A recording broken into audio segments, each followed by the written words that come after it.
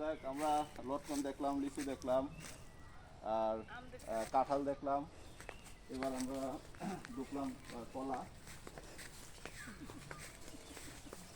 কলা বাগানে। কিছু কলা এখন গাছ পুরনো হয়ে গেছে, কিছুদিন আগে বেশ অনেক কলা ছিল, এখন কলা কমে গেছে। এখন এটা মোটামুটি পরিপক্ক হয়েছে, এটা কাটা যাবে এই ইয়েটা। আরও নতুন কিছু কলা আছে, এইগুলোতে আছে।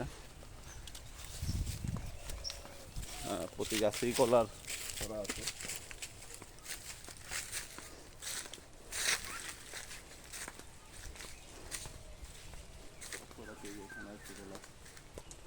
এটা হলো চাপা কলা।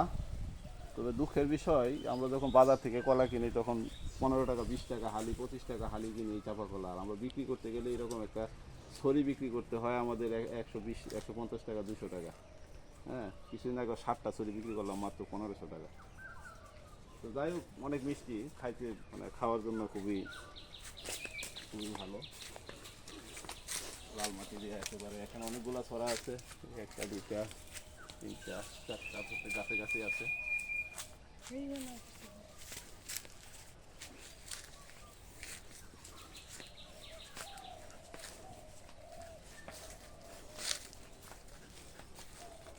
এখানে আছে,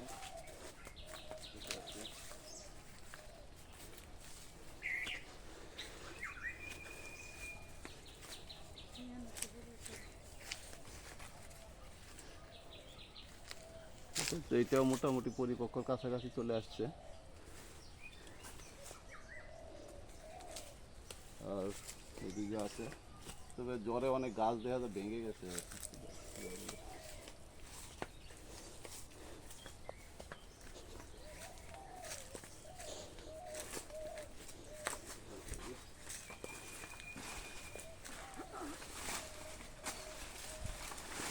সহ গাছটা ভেঙে গেল, এগুলোতে ইয়ে নাই তো, গাছ একদম মাছ থেকে ভেঙে গেছে সরাসরি গাছটা।